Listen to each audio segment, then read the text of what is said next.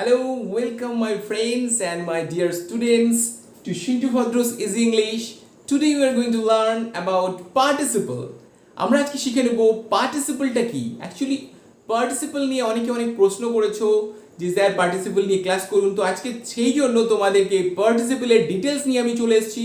তো দেখে নিই হোয়াট ইজ পার্টিসিপল। দেখো পার্টিসিপল আমরা কিন্তু খুব পরিচিত একটা কথা আমরা পেয়েছি ছোটবেলা থেকে, যখন ভার্বের ফর্ম তুমি মুখস্থ করেছো, present form, past form and past participle form. তার মানে তুমি পাস্ট পার্টিসিপলের সঙ্গে অলরেডি তুমি নোন। কি করে নোন? তুমি যখন পারফেক্ট টেন্স লেখো তখন তুমি কি লেখো? দেখো লেখো হি has broken the chair. This is participle. এটা কিন্তু তোমরা সবসময় চেনো, কিন্তু কেন এটাকে পার্টিসিপল বলা হয় বা এটার কোনো ক্লাসিফিকেশন আছে কিনা সেটা তোমরা খেয়াল করে দেখোনি, বা হয়তো আজকে তুমি জেনে নেবে। তো দেখো ব্রোকেনটা যখন বলছো, হি হ্যাজ ব্রোকেন দ্য চেয়ার, এই ব্রোকেন মানে কি? ভাঙা, তাই তো? তাই হি হ্যাজ ব্রোকেন, এখানে এই ভাঙা কথাটা কার সম্পর্কে বলছে? তুমি যদি এটাকে একটু অ্যানালাইসিস করো, এই ব্রোকেনটা দেখো চেয়ার কথাটার সম্পর্কে বলছে। চেয়ার, তাহলে একটা নাউনের সম্পর্কে যখন বলছে একটা ওয়ার্ড, তাকে আমরা কি বলতে পারি? তাকে আমরা বলতে পারি সেটা একটা অ্যাডজেক্টিভ। কি বললাম? যে এই যে ব্রোকেন কথাটা কার সম্পর্কে বলছে? দেখো চেয়ারের সম্পর্কে বলছে। সে চেয়ার ভেঙেছে। কি ভেঙেছে? কার সম্পর্কে বলছে? এটা চেয়ারের সম্পর্কে বলছে। তার মানে নাউনের সম্পর্কে যেটা বলছে তাকে আমরা বলতে পারি অ্যাডজেক্টিভস। কিন্তু হি হ্যাজ ব্রোকেন, এখানে ব্রেক করা, কোনো কিছুকে ভাঙা, that is an action, that is a verb. তাহলে এটা প্লাস ভার্বের একটা গুণ এর মধ্যে রয়েছে। তাহলে এবার যদি আমরা শুধু ব্রোকেন কথাটাকে ভাবি, এই ব্রোকেন কথাটার মধ্যে একটা অ্যাডজেক্টিভেরও গুণ রয়েছে, আবার একটা ভার্বেরও গুণ রয়েছে। ইংরেজিতে এরকম যে শব্দগুলো রয়েছে যার মধ্যে অ্যাডজেক্টিভেরও গুণ রয়েছে এবং ভার্বেরও গুণ রয়েছে, তাদেরকে আমরা বলছি পার্টিসিপল। ওকে, তো একদম ক্লিয়ার হয়েছে যে participle is the combination of verb and adjectives. তাহলে তুমি যদি এটাকে ডিফাইন করো, হোয়াট ইজ পার্টিসিপল? এখানে আমি লিখি এ participle is the combination of verb and adjectives. ঠিক আছে? তো দিস ইজ দ্য ডেফিনিশন। তো এবার আমরা দেখে নেব যে এই পার্টিসিপলকে ক্লাসিফাই কিভাবে করা যায় এবং সেগুলো কেন করা হয়। চলো দেখে নিই আমরা। দেখো এই পার্টিসিপলকে আমরা তিন ভাগে ভাগ করতে পারি। We can classify participle in three different types. কি কি ভাগে? একটা হলো প্রেজেন্ট পার্টিসিপল। এটা কোনটা? কোনো কাজ চলছে, এখনো শেষ হয়নি, বোঝায়। This is present participle. And past participle. Past participle যেটা একটু আগে তোমরা উদাহরণে দেখলে যে he has broken the chair, that mean the action of breaking is already done, মানে যে কাজটা অলরেডি সমাপ্ত হয়েছে। তাহলে কোনো কাজ সমাপ্ত হয়েছে বোঝায়, তাই না? ওকে, তো প্রেজেন্ট পার্টিসিপল কোনো কাজ চলছে, এখনো শেষ হয়নি, এমন বোঝায়। পাস্ট পার্টিসিপল কোনো কাজ সমাপ্ত হয়েছে, এমন বোঝায়। তাহলে পারফেক্ট পার্টিসিপলটা কি? What is perfect participle? Perfect participle হলো দুটো পাস্ট ঘটনার মধ্যে বেশি পাস্ট যে ঘটনা তা লিখতে প্রয়োজন হয়। ওকে, তো চলো এবার দেখে নিই আমরা এক্সাম্পলস গুলো কি কি এবং কি কি ভাবে প্রেজেন্ট পার্টিসিপলকে ব্যবহার করা যেতে পারে, পাস্ট পার্টিসিপলকে ব্যবহার করা যেতে পারে এবং পারফেক্ট পার্টিসিপলকে ব্যবহার করা যেতে পারে। তো চলো দেখে নিই এক্সাম্পলস এই তিনটে ক্লাসিফিকেশনের। দেখো প্রেজেন্ট পার্টিসিপলকে আমরা as continuous form of verb হিসেবে আমরা কি করে প্রেজেন্ট পার্টিসিপলকে পাই। তুমি একটা এক্সাম্পলস দেখি। কারণ বললাম I am writing দেখো তাহলে এখানে রাইটিং কথাটা দেখো এটা একটা ভার্ব, কারণ লেখাটা একটা ক্রিয়া। আবার আই এর সম্পর্কে বলছে হোয়াট অ্যাম আই ডুইং, তাহলে this is an adjective. This is called present participle. এখন তুমি যদি এটাকে পাস্টে করো, ধরো বললাম he was watching movie, this is participle, present participle, okay. he was, এবার যদি তুমি পারফেক্টে করো, he has been drawing a picture, দেখো। যদি ফিউচারে করো, he will be playing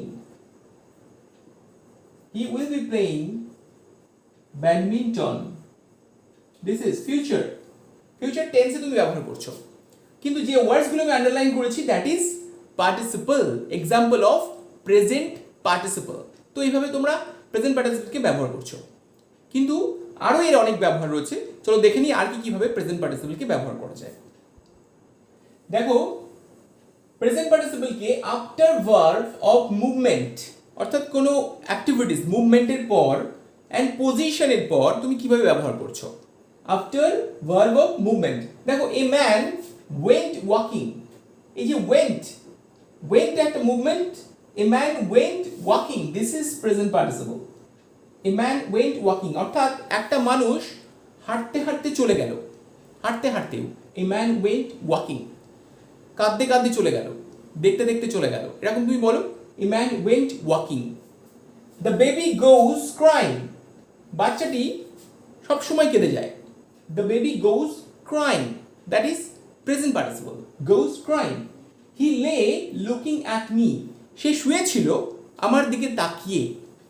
He lay looking at me, এখানে দেখো এই যে পজিশন, তো লুকিং অ্যাট মি, সে শুয়েছিল, সেই পজিশনে শুয়েছিল, লুকিং অ্যাট মি, আমার দিকে তাকিয়ে।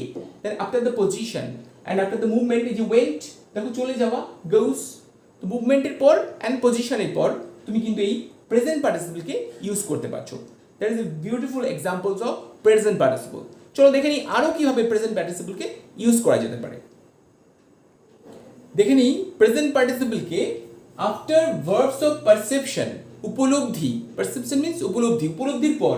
দেখো ধরো আই লিসেন্ড একটা ভার্ব অফ পারসেপশন, কি বলছে, আই লিসেন সামওয়ান শাউটিং, আমি কাউকে শুনলাম চিৎকাররত অবস্থায়, চলছে, চিৎকার কাজটা চলছে, তখন থামেনি। কিন্তু এখানে যদি শেষ হয়ে যেত তখন তুমি ইনফিনিটিভ দিয়ে করতে, I listen someone to shout, তার মানে কাজটা শেষ হয়ে গেছে। But here the action is still going on. Difference is that এখানে তুমি টু ইনফিনিটিভ ইউজ করতে পারছো না। প্রেজেন্ট পার্টিসিপলের সঙ্গে ইনফিনিটিভের এখানে একটা ডিফারেন্স রয়েছে, যে ইনফিনিটিভ যখন ইউজ করছো কাজটা শেষ হয়ে গেছে, কিন্তু প্রেজেন্ট পার্টিসিপল যখন তুমি করছো that mean that action is still going on, তাহলে এখানে অ্যাকশনটা চলছে। I listen someone shouting, that is present participle. So এটাকে মনে রাখো। And then I can smell something burning, আমি কিছু দেখো স্মেল করতে পারছি, সামথিং বার্নিং, জ্বলন্ত কিছু একটা অনুভব করতে পারছি, গন্ধ পাচ্ছি, that means the action is still going on.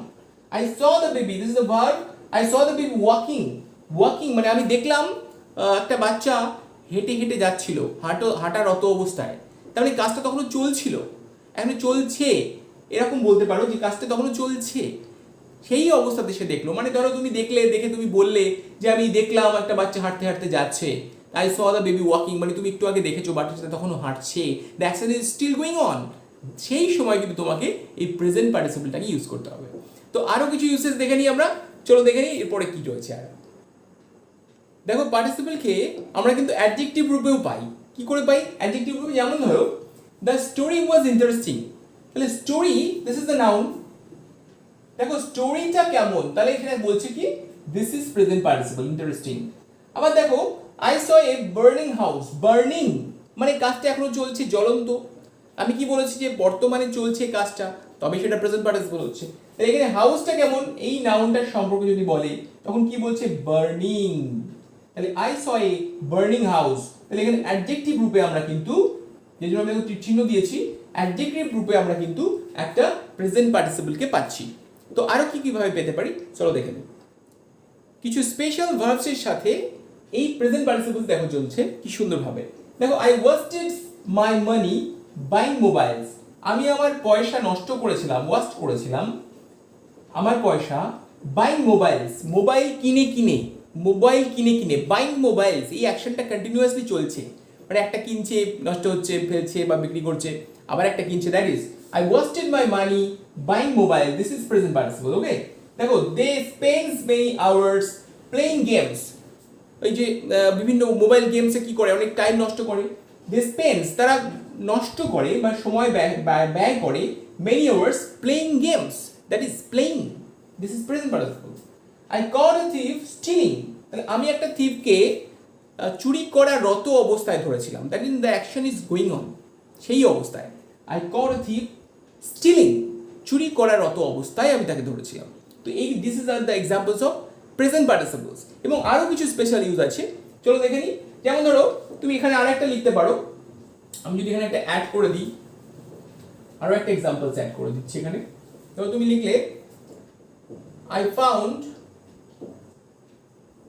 এ গান, আমি একটি বন্দুক দেখলাম, লাইং অন হিজ বেড, কি করছো, দিস ইজ আমি একটি বন্দুক দেখলাম, আই ফাউন্ড এ গান লাইং অন হিজ বেড, যেটা পড়ে রয়েছে তার বিছানার উপরে, তখনও পড়ে রয়েছে, লাইং, স্টিল দ্য যে লে লাইং যে পড়ে রয়েছে এই কাজটা কোনো চলছে, that is lying on his bed.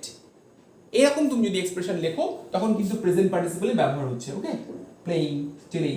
চলো আরো কিছু এক্সাম্পলস আমরা দেখে নিই তারপর।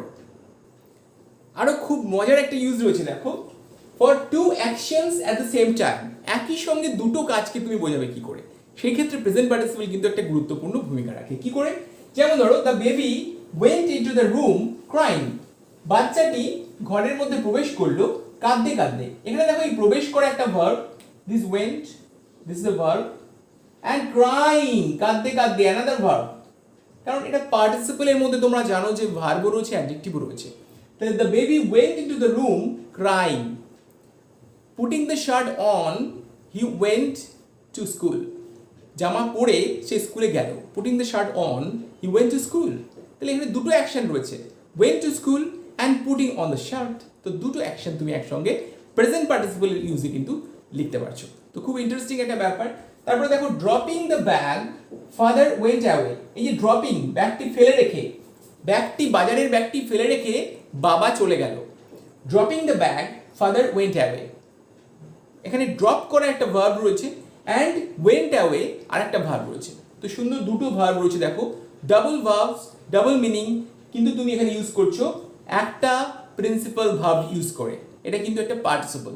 তাহলে এখানে তোমার একটা সিম্পল সেন্টেন্স হয়ে গেল, দুটোই কিন্তু সিম্পল সেন্টেন্স, একটাই ভার্ব রয়েছে এই went away, main verbs, and this is participle. তাহলে তুমি সিম্পল সেন্টেন্স, হ্যাঁ তুমি যখন সিম্পল সেন্টেন্স জয়েনিং করছো বাই ইউজিং পার্টিসিপল, তখনও কিন্তু তোমাকে এই স্টাইলগুলো লাগছে। তো এইখান থেকেই তুমি শিখতে পারছো how to make simple sentence using participle. Okay, তো দেখো dropping the bag father went away, this is the main verb, and the baby went into the room crying, কাঁদতে কাঁদতে মেয়েটি চলে গেল। এরকম অনেক কিছু, putting on the shirt he went away, হ্যাঁ, feeling danger he stopped his activities। তো এরকম অনেক কিছু তুমি এক্সপ্রেস করতে পারো। তো দেখে নিই আরো কিছু ইন্টারেস্টিং ইউজ। দেখো সিম্পল সেন্টেন্স জয়নিং এ আরো একটা পার্ট, এটাও খুব ইম্পর্টেন্ট প্রয়োজন হয়, এক্সপ্লেইনিং রিজন।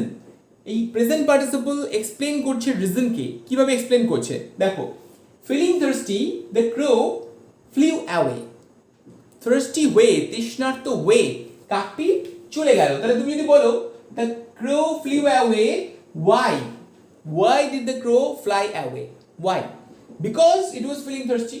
তাহলে feeling thirsty the crow flew away, explaining reason।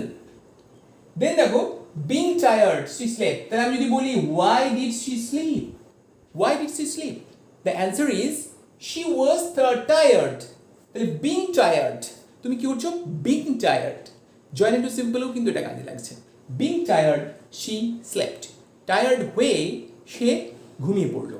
তাহলে এখানে তুমি he slept, she slept, কেন, তুমি অ্যান্সার পাচ্ছো being tired, the explaining reason।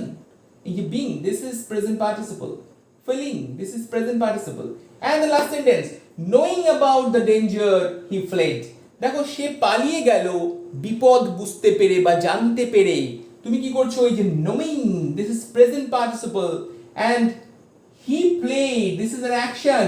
কেন সে পালিয়ে গেল তুমি যদি বলো, তার উত্তর তুমি কি পাচ্ছ, যে নোয়িং অ্যাবাউট দ্য ডেঞ্জার, সেই ডেঞ্জারটি বুঝতে পেরে, বিপদটি বুঝতে পেরে সে পালিয়ে গেল। So this are all the uses of present participle. আশা করি তোমরা সমস্ত ইউসেসগুলো পেয়েছো এবং বুঝতে পেরেছো। অবশ্যই কেমন লাগলো জানাবে এবং ভিডিওটি লাইক আর শেয়ার করতে ভুলবে না। আর যারা নতুন দেখছো চ্যানেলটি অবশ্যই সাবস্ক্রাইব করতে ভুলবে না, কারণ আমি এরকম প্রচুর টিপস অ্যান্ড ট্রিক্স নিয়ে আমি আসছি পরবর্তী ভিডিওতে। তো সকলে ভালো থাকবে, সুস্থ থাকবে। আজকে এখানে শেষ করছি। সকলে ভালো থাকবে। Good bye.